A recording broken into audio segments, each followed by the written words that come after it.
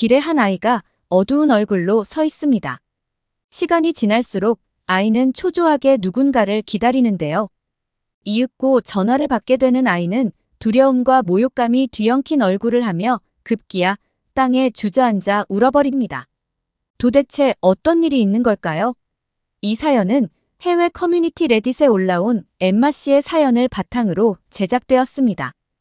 안녕하세요. 미국 필라델피아에서 살다가 지금 한국에서 살고 있는 엠마라고 합니다. 보통 이웃나라가 아니면 다른 나라에 대해 관심을 가지기가 어려울 텐데요. 저 역시 한국에 오기 전에는 한국을 거의 모르다시피 했어요. 하지만 한국에 와보니 한국 사람들은 미국에 대해 대체로 잘 알고 계시더라고요. 제가 살았던 필라델피아는 미국 동부에 위치한 역사적으로 중요한 도시로 미국 독립선언문이 서명된 장소로 유명합니다. 이 도시는 미국의 탄생과 발전에 큰 역할을 한 곳으로 역사적인 유적들과 아름다운 도심 지역이 매력적인 곳이랍니다. 그리고 필라델피아에는 아름다운 건축물과 도시 공원들이 많이 있습니다. 벤자민 프랭클린 공원은 중심부에서 미술관, 박물관, 문화시설들이 연결된 공원으로 자연과 문화를 즐기기에 좋은 장소인데 만약 필라델피아에 올 기회가 있다면 꼭 들러보세요. 제가 이렇게 제 고향에 대해 칭찬을 늘어놓을 때면 가끔 제 한국 이웃들은 살기 좋은 필라델피아에서 왜 굳이 한국으로 왔냐고 묻곤 해요.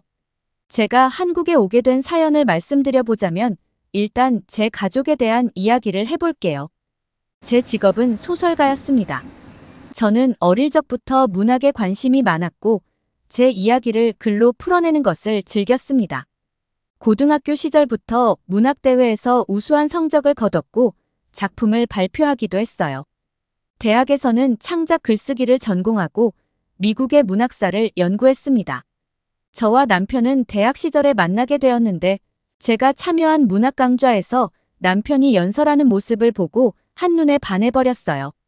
저의 적극적인 구애 끝에 결혼의 가정을 이루게 되었고 소중한 딸 에밀리도 품에 안을 수 있었답니다. 에밀리는 영리하고 창의적인 소녀로 어릴 적부터 호기심 가득했어요.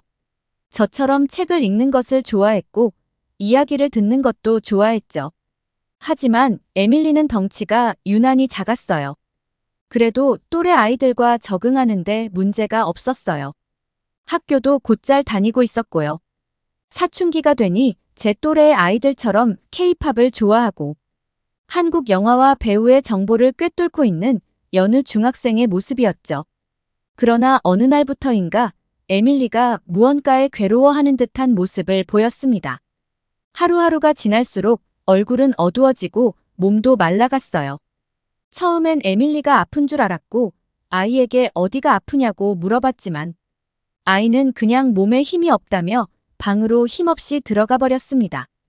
그런 날이 계속해서 반복되고 에밀리는 점점 무기력해지면서 급기야 학교를 가기 싫다는 말을 하더군요. 몸은 작지만 사춘기가 빨리 찾아오나 보다 생각하고 에밀리를 기다렸는데 어느 날 밤 자다가 화장실이 가고 싶어 깬 저는 에밀리의 방에 빛이 새어나오는 것을 보고 슬금슬금 가보았고 조금 열린 문틈 사이로 에밀리가 책상에 엎드려 몰래 울고 있는 모습을 보게 되었습니다. 저는 가슴이 무너지는 줄 알았어요. 그저 사춘기 소녀로만 생각을 했는데 학교에서 무슨 일을 당한 것이 틀림없다는 생각을 했죠. 당장 방문을 열고 들어가 에밀리에게 무슨 일이냐고 물었지만 에밀리는 한참 동안 말을 하지 않더라고요. 속은 타들어갔고 답답하고 속상한 마음에 저도 미칠 것만 같았습니다. 1시간가량 울고 난 에밀리는 드디어 입을 떼기 시작했는데 정말 생각지도 못한 말을 꺼냈습니다. 에밀리는 왕따를 당하고 있다고 했습니다. 아니, 내 딸이 왜 그런 일을 당했는지 이해할 수가 없었습니다. 사건의 발단은 에밀리의 친구 레이첼이었는데요. 한 번은 에밀리가 학교에서 친구들과 함께 프로젝트를 수행하는 과정에서 레이첼과 갈등이 생긴 적이 있다고 했어요. 그때 친구들과 프로젝트에 대한 아이디어 회의 중에 에밀리는 자신의 의견을 말했는데 같은 팀원 중 한 명이었던 레이첼은 에밀리의 아이디어를 받아들이지 않고 자신의 것을 강조했다고 합니다. 이유 없이 반대만 하는 레이첼의 모습에 에밀리도 일부러 자기 주장을 굽히지 않았는데 그 과정에서 서로 마음이 상하게 된 거죠. 나중에 알고 보니 레이첼은 친구들에게 에밀리에 대한 험담을 늘어놓으며 에밀리를 질투하고 있었더라고요. 그래서 일부러 에밀리의 아이디어를 받아들이지 않았던 것이었습니다. 레이첼은 에밀리를 몰래 질투해왔고 에밀리가 빛을 발하는 것을 보는 것이 싫었던 모양입니다. 그날 이후 레이첼은 에밀리에게 더욱 심하게 대하기 시작했대요. 레이첼은 에밀리를 무시하기도 했고 심지어 에밀리의 비밀을 다른 친구들에게 폭로하기도 했어요. 게다가 에밀리를 수시로 불러내서 폭언을 하기도 했고 다른 친구들과 어울리면 가만두지 않겠다고도 협박을 했다고 하네요. 친구의 배신으로 인해 에밀리는 큰 상처를 받았고 자신을 외롭고 무력하게 느끼기 시작한 거였어요. 내 딸이 그토록 슬픔과 무기력함에 휩싸여 있을 줄은 상상조차 못했습니다. 에밀리의 상황을 알아챈 저는 당장 레이첼의 부모님과 학교에 항의를 했고 이 일을 만천하에 드러나게 했어요. 그리고 레이첼이 에밀리에게 사과를 하게 했고 레이첼은 이 일로 학교에서 징계도 받았습니다. 그렇게 모든 것이 해결된 줄만 알고 있었어요. 그런데 시간이 지나도 에밀리에게서 원래의 밝은 모습을 보기 어려웠어요. 에밀리는 불면증에 시달렸고 아침에는 일어나는 것조차 버거워했습니다. 에밀리의 눈 속에는 고통과 슬픔이 서려 있었고 그것을 보는 것만으로도 마음이 아프기만 했습니다. 에밀리는 정상적인 일상생활이 불가했고 급기야 등교를 거부하기 시작했죠. 날이 지날수록 에밀리의 상태는 더 안 좋아졌고 아무래도 에밀리가 마음의 병을 앓고 있는 것 같아 보였습니다. 상황의 심각성을 깨달은 저희 부부는 딸을 병원에 데려갔고 몇 가지 검사 끝에 에밀리가 심한 우울 상태라는 진단을 받게 되었어요. 우울증으로 그동안 에밀리가 얼마나 힘들었을지 생각하니 가슴이 미어졌습니다. 그날부터 우리 부부는 에밀리의 우울증을 치료하기 위해 노력했어요. 의료 전문가들의 도움을 받았고 에밀리는 우울증 약도 지속적으로 복용도 했지만 그것만으로는 증상이 좋아지지 않았어요. 딸을 위로하고 지지했지만 내 딸은 외로움과 자책감에 휩싸여 있었고 저 또한 그동안 딸에게 너무 무심했던 것 아니었을까 하는 죄책감에 시달렸습니다. 금방이라도 에밀리가 어떻게 될까봐 매일이 살얼음판을 걷는 기분이었습니다. 우리 부부는 아이를 위해 어떤 방법을 써서라도 에밀리에게 행복을 되찾아주겠다고 다짐했고 머지않아 남편은 과감하게 회사에 휴직계를 내고 왔습니다. 그리고 조금 길게 가족끼리 여행을 다녀보자고 했죠. 하지만 그런 저희의 노력이 무색하게 그동안 외톨이처럼 혼자 생활한 지 오래된 에밀리는 딱히 하고 싶어 하는 것도 없다며 그냥 방에만 있겠다고 고집했어요. 그런 에밀리를 어떻게든 세상 밖으로 나오게 하려고 방법을 찾아보았습니다. 어느 날 남편은 에밀리가 건강했을 때 좋아했던 K-팝의 본고장인 한국으로 여행을 가보는 것이 어떻겠냐는 제안을 했고 저도 뭐라도 해보자며 에밀리를 설득하여 한국으로 긴 여행을 가게 되었습니다. 사춘기 시절 부모와 함께하는 여행인데다 한국이라는 낯선 곳이어서인지 비행기를 탈 때만 해도 에밀리의 표정은 그리 밝지 않았어요. 한국에 온 우리 가족은 에밀리가 좋아할 만한 다양한 활동들을 계획했어요. 먼저 전통 한복을 입고 경복궁을 구경하기로 했어요. 경복궁의 아름다운 건축물과 정원을 배경으로 에밀리의 멋진 사진도 많이 찍어줬어요. 사진이 예쁘게 나오니 에밀리도 좋아하더라고요. 다음으로 명동에 있는 올리브영에 가서 에밀리가 좋아하는 화장품도 구경하고 사줬습니다. 몰랐는데 한국산 뷰티 제품들이 세계에서도 유명하다네요. 미국에서 사려면 힘든데 한국에서 직접 사니 좋다며 시간 가는 줄 모르고 구경하더라고요. 또 에밀리가 카카오 프렌즈 캐릭터를 좋아하니까 카카오 프렌즈 샵에 들러서 귀여운 굿즈들을 사기도 했어요. 라이언, 어피치 등 다양한 캐릭터 상품들을 구경하며 즐거운 시간을 보낼 수 있었습니다.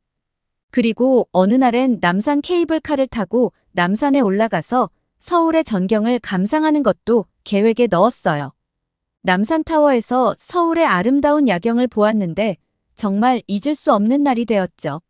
남산에서 에밀리는 저희 부부에게 고맙다고 말했어요.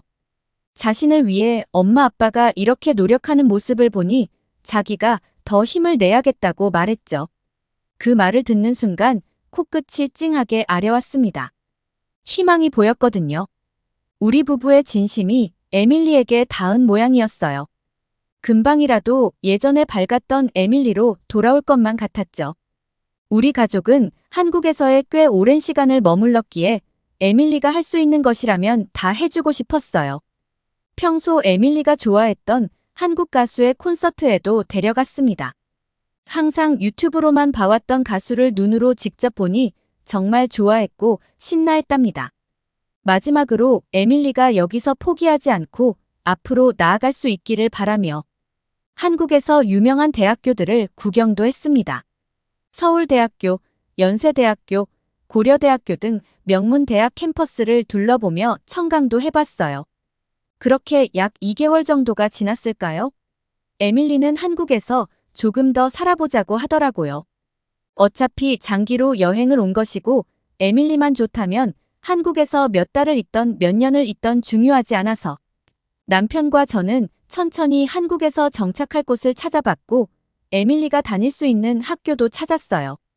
말은 간단해 보여도 비자 문제부터 일자리 요건까지 한국에서 정착하려면 충족해야 할 조건이 많았지만 다행히 남편의 직장에서 서주는 보증과 미국 대사관의 도움으로 임시 거처를 마련하는 데는 문제가 없었답니다.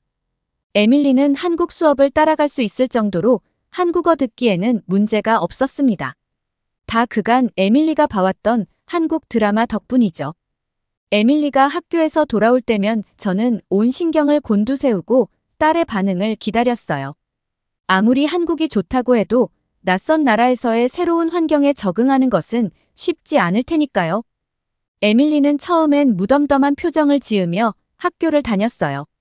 좋지도 싫지도 않았던 것 같아요.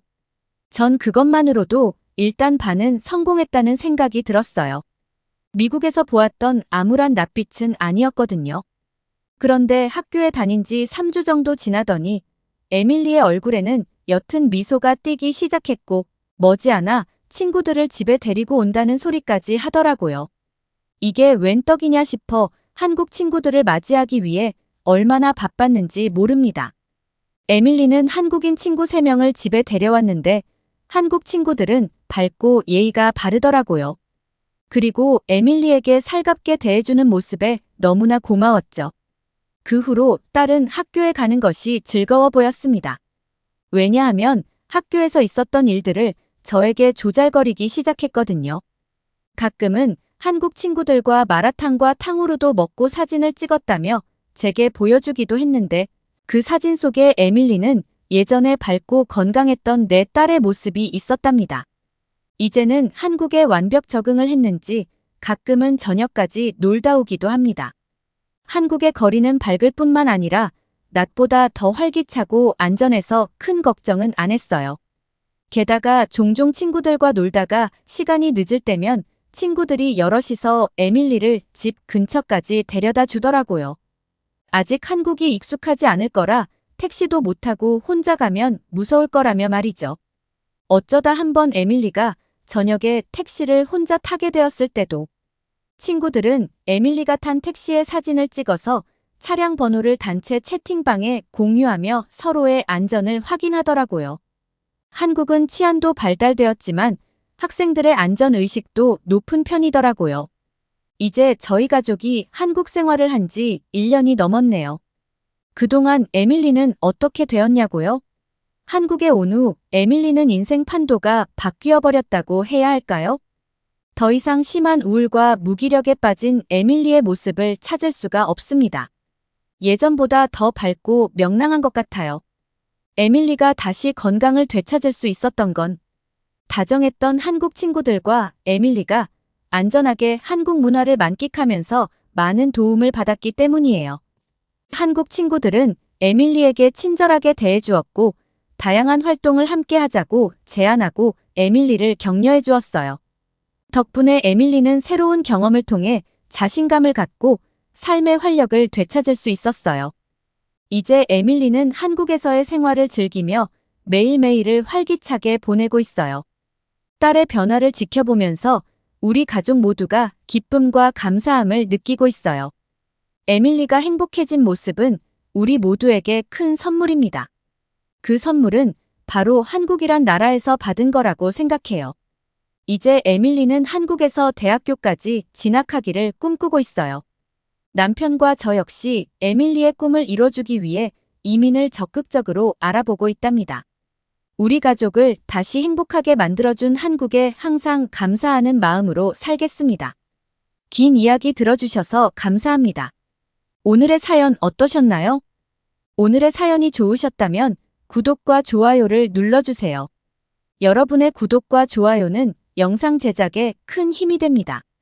더욱더 감명 깊은 사연으로 찾아뵙겠습니다. 끝까지 시청해주셔서 감사합니다.